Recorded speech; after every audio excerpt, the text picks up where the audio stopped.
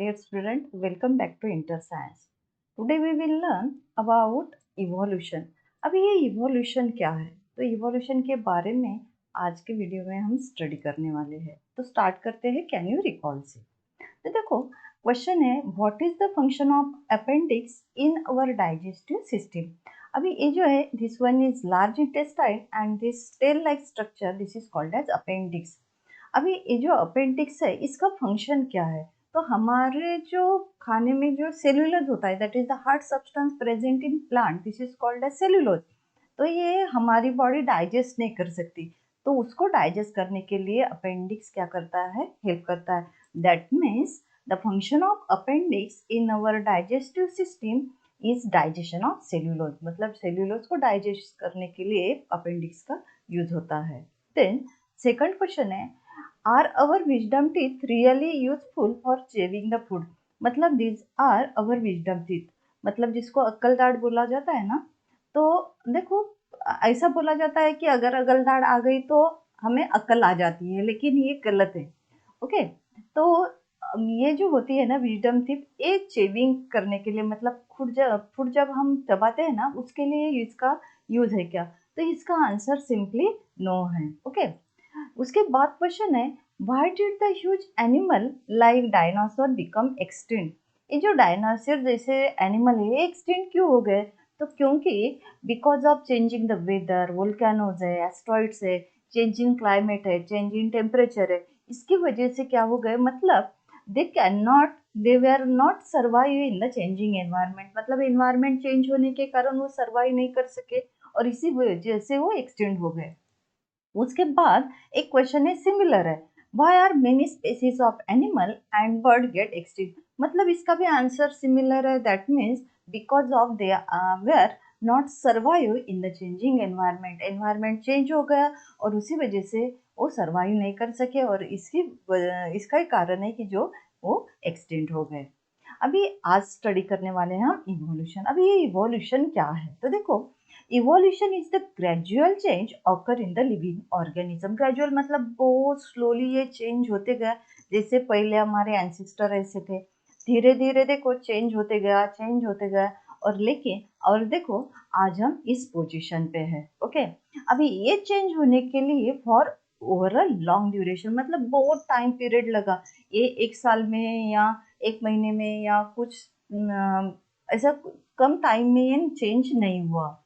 All the stages changes occur in various component ranging from star and planet in the space. मतलब सिर्फ plant और animal में ही change नहीं हुआ, तो स्टार्स और प्लैनेट में भी चेंज हो गया to the biosphere present on the earth and it include in the study of evolution. मतलब जो भी चेंज होते गए इसकी जो स्टडी है इसकी स्टडी इवोल्यूशन में की जाती है. डेफिनेशन क्या है इवोल्यूशन की? तो देखो डेफिनेशन बड़ी होने के कारण हम उसके दो पार्ट करेंगे और फिर उसकी वो लर्न करना है आप लोगों को. तो देखो फॉर्मेशन ऑफ न्यू स्पेसिस, नए नए स्पेसिस क्या हो गए, फॉर्म होती गई due to change in the specific character of several generation of living organism as a response of natural selection and this one is the definition of evolution. अभी 3.5 billions year ago life had not exist on the earth. मतलब हमारे earth पे life नहीं थी, तो only simple element in the ocean on the earth. मतलब कुछ ऐसे सिंपल एलिमेंट है हमारे अर्थ पे. ओशन में कौन से एलिमेंट थे? जैसे कार्बन था, उसके बाद ऑक्सीजन है, हाइड्रोजन है, नाइट्रोजन है. इस जैसे सिंपल एलिमेंट हमारे अर्थ पे थे, लेकिन कहाँ थे?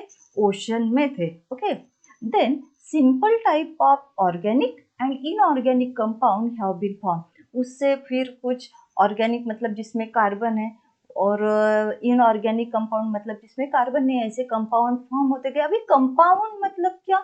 जो एलिमेंट होते हैं which combine together in a definite form and to form the compound. मतलब ये जो एलिमेंट है सिंपल नाइट्रोजन, ऑक्सीजन, ये कंबाइन होते गए और डिफरेंट डिफरेंट कंपाउंड से फॉर्म होते गए. From those complex compound like protein and nucleic acid have been form, protein form हुआ, उससे न्यूक्लिक एसिड डीएनए फॉर्म हुआ, और इसका भी ये फॉर्म होने के लिए बहुत सारा ड्यूरेशन, मतलब लॉन्ग ड्यूरेशन लगा ये फॉर्म होने के लिए। डिफरेंट टाइप ऑफ सेल में have be form, different different cell form हो गई, जैसे स्मूथ सेल है, ओहम है। अब ये ओहम क्या है, तो फीमेल गैमेट है। उसके बाद नर्व सेल है, एडिपोज टिश्यूज है, आरबीसीज है, स्पर्म है, स्पर्म मतलब जो मेल गैमेट है उसको स्पर्म बोला जाता है। डिफरेंट डिफरेंट सेल फॉर्म हो गए एंड नंबर ऑफ दो सेल में भी इंक्रीजेस। अभी ये जो सेल फॉर्म हुई उसका नंबर भी क्या होते गया, इंक्रीज होते गया। एंड देयर में be different among this cell, मतलब ये जो सेल थी एक दूसरे से कैसे थी, डिफरेंट थी। जैसे हमारे बॉडी में डिफरेंट डिफरेंट सेल है, जैसे न्यूरॉन है या नर्व सेल है, स्मूथ सेल है, उसके बाद कार्डियक सेल है, इपिथेलियल सेल है, सिलेटेड इपिथेलियल सेल है।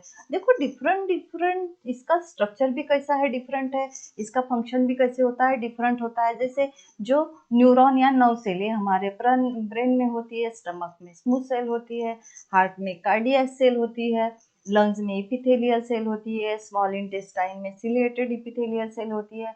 हर सेल का फंक्शन डिफरेंट डिफरेंट होता है, स्ट्रक्चर भी डिफरेंट होता है। According to the principle of natural selection, अभी ये नेचुरल सिलेक्शन क्या है, इस थ्योरी के बारे में हम आगे स्टडी करने वाले हैं।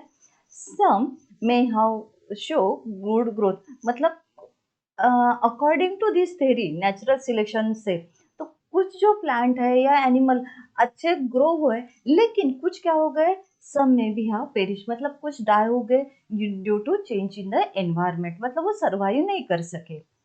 At the present, crores of species of plant and animal with huge diversity regarding the shape, मतलब देखो डिफरेंट डिफरेंट शेप के एनिमल्स है हमारे अर्थ पे, okay. And present on the earth, मतलब प्लांट है, एनिमल है, डिफरेंट डिफरेंट साइज के भी है, ओके।